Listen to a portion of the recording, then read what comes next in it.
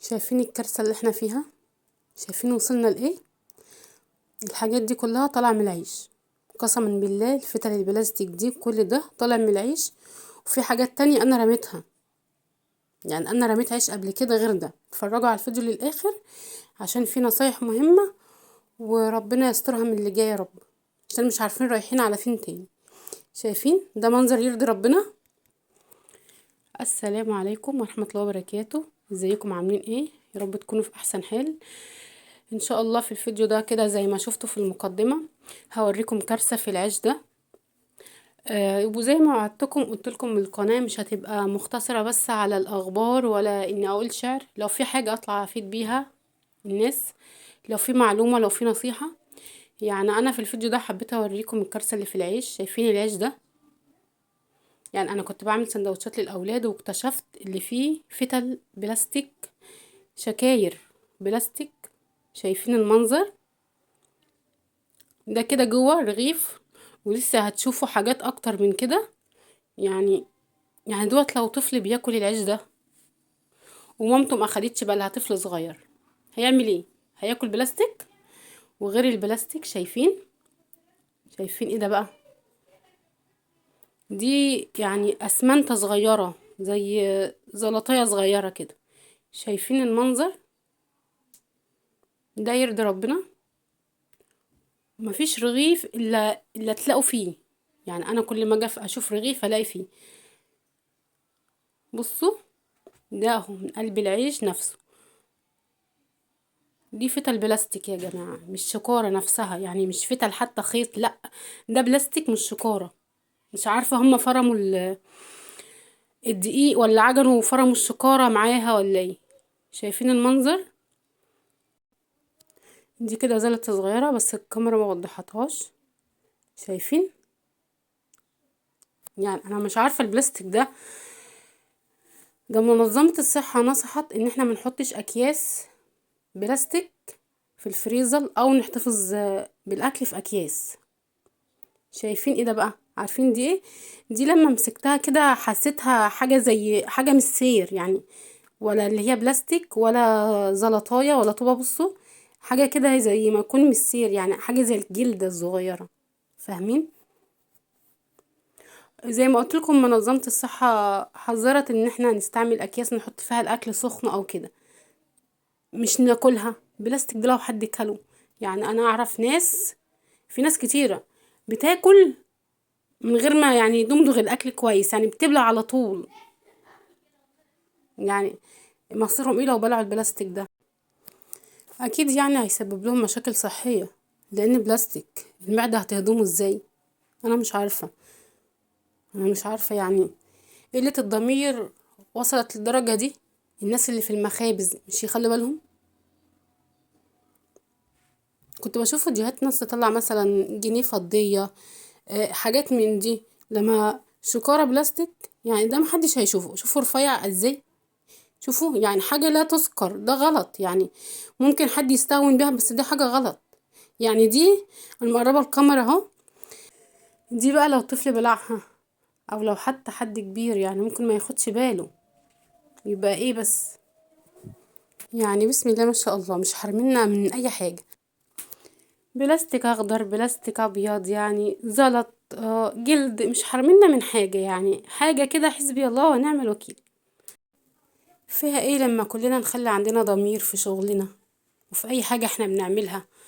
مش هيكلفنا حاجة، بالعكس ده ربنا هيبارك لنا في صحتنا وفي حياتنا وفي اولادنا وفي كل حاجة.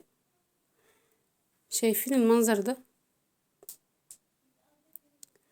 معلش بقى التصوير مش واضح قوي، يعني عشان الستاند انكسر وبنتي كانت بتصور، يعني تصوير مش احلى حاجة. بس اهم حاجة انكم تخلوا بالكم قبل ما تشتروا اي حاجة وقبل ما تاكلوا اي حاجة، تشوفوا تاريخ الانتاج وانتهاء الصلاحية. كل الحاجات دي يا جماعة لازم نخلي بالنا منها، لان في ناس كتيرة للأسف ما عادش عندها ضمير وما بيتقوش الله في شغلهم. يعني اقول ايه؟ شوف المنظر ده ما يرضاش ربنا خالص ولا يرضى اي حد في قلب العيش من جوه. ولسه دلوقتي خليكم معايا للفيديو للاخر، عشان دلوقتي هقطع العيش واوريكم بقى ايه الكبير بقى جوه الحاجات الكبيرة. الفتة الكبيرة يعني ده الصغير ده ظاهر على وش العيش من فوق، يعني حاجة بسيطة يعني يبان كده للي يدقق، بس بيطلع زي ما انتوا شايفين. لسه بقى لما اقطع العيش قدامكم هتطلع معايا الفتة الكبيرة. يعني يا ريت تعملوا شير للفيديو ده وتشاركوه مع اصحابكم عشان يوصل لاكبر عدد من الناس، عشان الناس تخلي بالها. عشان في ناس كتيرة يعني لما تيجي تاكل يعني طبعا مش هتبص ليه في العيش، بيبقوا مستعجلين يعني عايزين ياكلوا بسرعة، عايزين ياكلوا ولادهم عشان يشوفوا اللي وراهم، ايا كان الاسباب. بس لازم نخلي بالنا كويس يا جماعة. فانا في فيديوهاتي الناس اللي متابعاني انا ما بحبش اقول لحد اعمل شير، بس الفيديو ده يعني ربنا يعلم والله نيتي. يعني انا كنت مترددة اني اطلع اعمل الفيديو ده، بس لا قلت لازم اطلع اوعي الناس والناس تخلي بالها، عشان دي حاجة يعني حاجة مهمة جدا. صحتنا ما فيش اهم من صحتنا يا جماعة. وبرضو يعني يمكن حد من اصحاب المخابز، حد من الناس اللي شغالين، اي حد يتقي الله في شغله ويخلي باله كويس. لازم نخلي ربنا راقب علينا في كل حاجة. الاهمال ده هو سبب دمار ناس كتيرة.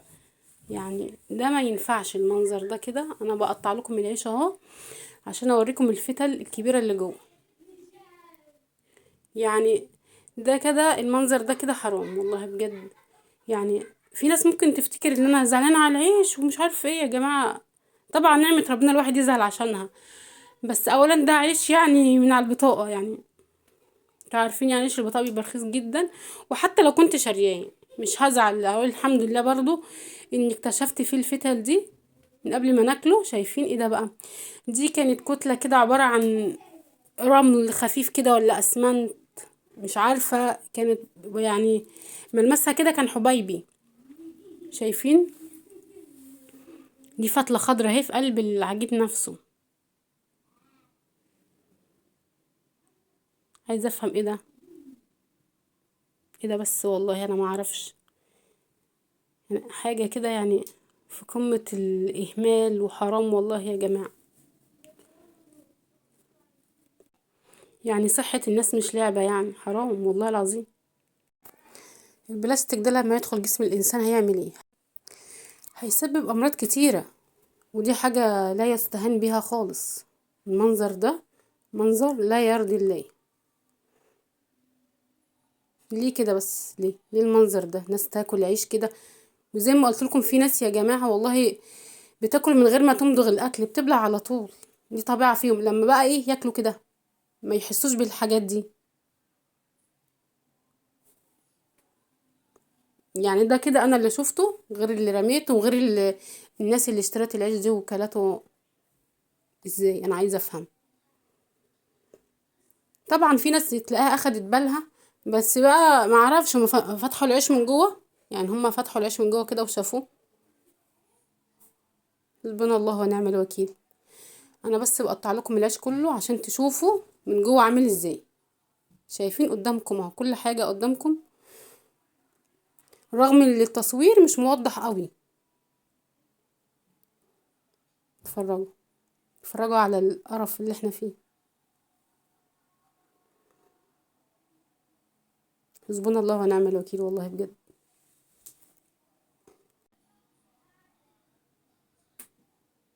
شايفين يا جماعة؟ من يتقي الله يجعل له مخرجا. يعني اتقوا الله.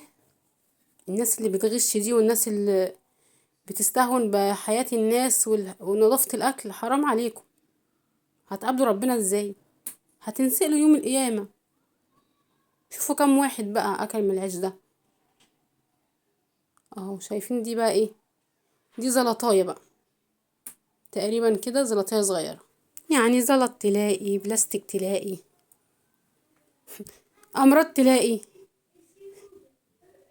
ده الجو بقى ملوث يا جماعة، يعني الجو ملوث وهتلوثوا لنا كمان اللقمة اللي احنا هناكلها. فين الضمير يا جماعة؟ فين إتقان العمل؟ يعني والله لو الواحد راعى ربنا في شغله وفي أي حاجة بيعملها، أكيد يعني ربنا هيبارك لكم في صحتكم وأولادكم وفي رزقكم وفي كل حاجة. انا اسفه يا جماعه عشان طولت عليكم الفيديو، ما بحبش اعمل فيديوهات طويله عشان عارفه ان الناس بتمل، بس كان لازم اطلع بالفيديو ده عشان افيد الناس وعشان الناس تخلي بالها. ربنا يحفظنا جميعا يا رب، ويحفظ لكم اولادكم ويحفظكم من كل شر. والسلام عليكم ورحمه الله وبركاته.